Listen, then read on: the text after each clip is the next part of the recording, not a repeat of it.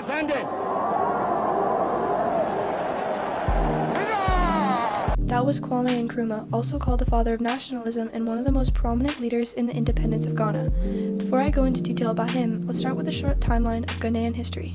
Because of the control of the trans-Saharan trade routes, the kingdoms in the western region of Africa were known for their wealth and power. From the late 1400s to the mid-1800s, millions of West Africans were captured and became slaves in the Americas and the Caribbean. In 1874, the Gold Coast Crown Colony was established on the Gulf of Guinea coast. Finally, on March 6, 1957, Ghana became an independent state after the UK relinquished its control of the Gold Coast. Let's circle back to Kwame Nkrumah. The 6 leaders of the United Gold Coast Convention were known as the Big Six. They pushed self-government and were vital to the independence of Ghana. Of course, there's Kwame Nkrumah, who was the first prime minister and first president of Ghana. He was a pan-African organizer and served as an inspiration to Martin Luther King because of his nonviolent activism. Edward Akufo-Addo was a founding member of the UGCC and subsequently Chief Justice and President of Ghana. The 4 other founding members of the UGCC were Ako Ajay, Joseph Boki Dankwa, Emmanuel Opetsepi Lamptey, and William Ofori Otta. Since independence, Ghana has had its fair share of national accomplishments and national pitfalls. Some of their accomplishments include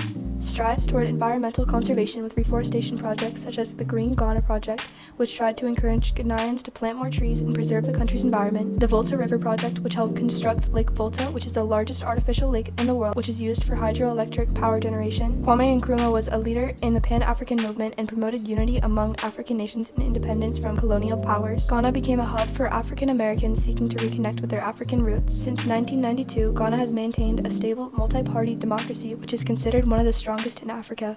The peaceful transitions of power, such as the 2000, 2008, 2012, and 2016 elections, have been hailed as major democratic milestones. Ghana has also played a prominent role in African regional politics, including leadership within the economic community of West African states. Additionally, Ghana is one of the world's largest cocoa producers and a major gold exporter. Recently, Ghana has made significant progress toward establishing a democratic system with multiple political parties, which explains why Ghana is consistently among the top African countries in terms of freedom of speech and press. Finally, Ghana was one of the first African countries to liberalize its telecommunications sector in 1995 and has made tremendous progress in ICT infrastructure deployment. Ghana is considered one of Africa's tech hubs. As for the pitfalls, galamsey is still prevalent, which is illegal small-scale gold mining in Ghana that is independent of mining companies. After independence, Ghana went through a period of political instability with a series of coups from 1966 to 1981. There's a significant gap between the wealthy and the poor in Ghana, especially between urban and rural areas.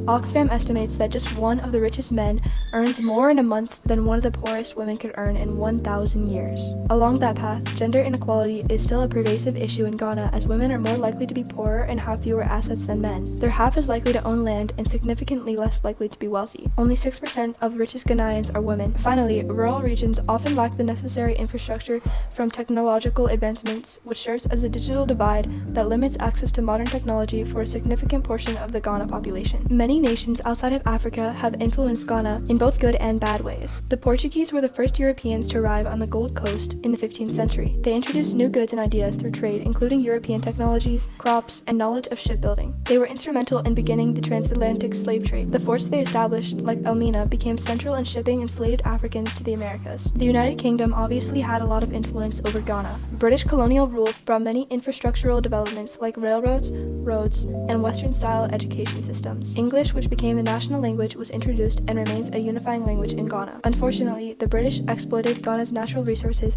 particularly gold and cocoa, for their own economic gain. The British played a key role in the Atlantic slave trade. Other countries like China, Germany, and the Soviet Union were also instrumental in shaping Ghana. This is the flag of Ghana, and the colors don't mean nothing. The red symbolizes the blood shed by Ghanaians in their struggle for independence from British colonial rule. The gold symbolizes Ghana's wealth and natural resources, particularly gold. The green symbolizes the rich vegetation, agricultural wealth, and the fertility of the land, as agriculture is an important sector of the Ghanaian economy. The black 5-point star symbolizes a lot more than what meets the eye. In 1919, Marcus Garvey founded the Black Star Line, which was a shipping line that derived its name from a British shipping line called the White Star Line. He changed the color from white to black to symbolize ownership by blacks rather than whites. The Black Star ended up becoming a symbol of Pan-Africanism and anti-colonialism, and was described as the lodestar of African freedom. The star embodies the hope that Ghana would lead the way in the African continent's fight for independence and serve as a beacon to other African nations. Thank you for listening to learn about Ghana's post-colonialism history. I hope you enjoyed. Have a good day.